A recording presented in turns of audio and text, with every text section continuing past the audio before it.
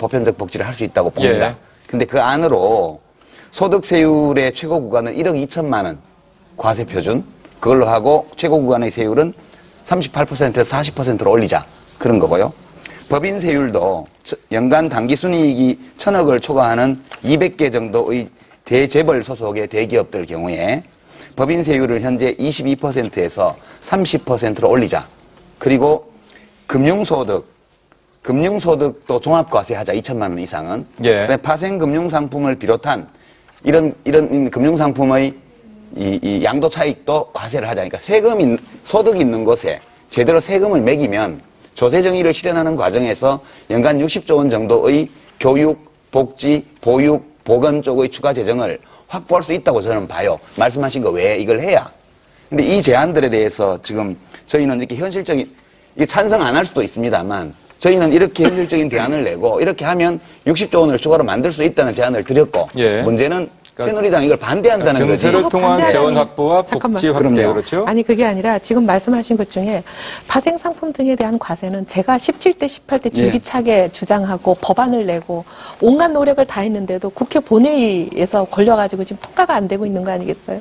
그리고 새누리당이 이 파생상품이나 이 금융상품에 대한 그 양도 차익 과세는 지금 구멍이 너무 많잖아요. 그 부분을 정비하고 이거는 정확하게 과세 공정과세를 하자라고 저희가 공약 발표도 했는데 안 보셨으면 오늘 알아주시기를 부탁드리고. 예. 근데 이게 이제 감세라는 게 모든 세금 부담을 다 줄이자는 게 감세가 아니었다고 제가 말씀드린 것 같이 서민들 세금 부담을 줄여주자는 것이었지 공정과세를 실현하기 위해서 어떤 부분은 줄여줘야 되고 어떤 부분은 과세를 올려야 되는 그 부분까지도 하지 않겠다는 얘기는 아닙니다. 그러니까 저희 제안에 대해서 어떻게 생각하세요? 그러니까 지금 파생상품이나 이런 금융상품에 대한 그런 소득세하고 거는 법인세 최고 구간. 아, 법인세는 저도 올려야 된다고 늘 주장하는 사람이에요. 연간 1,000억 원 이상의. 근데 이제 그 1,000억 원 이상에 대해서 30%까지는 제가 동의는 아직은 안 하지만 저는 어느 정도 올려야 된다는 것은 수도 없이 방송에 나가서 얘기했던 사람 중에 하나고. 예. 소득세는 어떠세요? 소득세는 아까 뭐라고 그러셨죠? 예. 연간 과표 1억 2천만 원 초과 소득자의 최고 구간 한계 세율을 38%에서 40%로 늘리자 이런 40%로 올리는 거예요. 세부담이라는 게 저는 그렇게 생각합니다. 어떤 사람들에게 한꺼번에 조세 저항이 많이 올 만큼 급격하게 가는 것보다는 단계적으로 가는 게 좋다고 보는데 장기적으로는 지금 우리 유시민 의원님께서 얘기하는 곳까지 갈 수 있을지 몰라도 지금 우리가 소득세 38%로 올린 게 불과 지금 3달이잖아요. 3달 됐잖아요. 예. 3달 만에 또 40%로 올린다는 것은 너무 과하지 않나. 내년부터 올리면 그러니까 천천히 가자는 제가 좀 거죠. 말씀을 좀 드릴게요. 아유, 저 복지와 관련해서 뭐 양쪽 장당들 또 오늘 통합진보당이 60조, 연 60조가 필요하다는 얘기는 오늘 처음 들었습니다.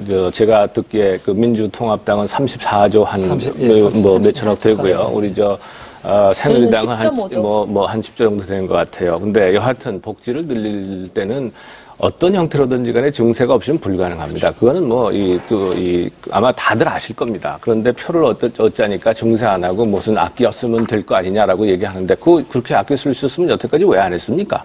그 직무유기 아니에요? 그렇잖아요. 그러니까 거기에 대해서 말씀하지 마시고 저는 이렇게 생각합니다. 지금 우리 유시민 대표께서 말씀하신 그런 이 소득세 과표율 올리는 거 더 올려가지고 더 많이 걷어서 복지도 많이 하면 될 거 아니냐. 그 자체로 그렇게 시행을 해서 얼마나 저는 더 많은 증세 효과가 있을지 잘 모르겠는데 이게 세금을 어떤 정책이든지 말이죠. 이게 의도한 대로 그대로 효과가 나타나지는 않습니다.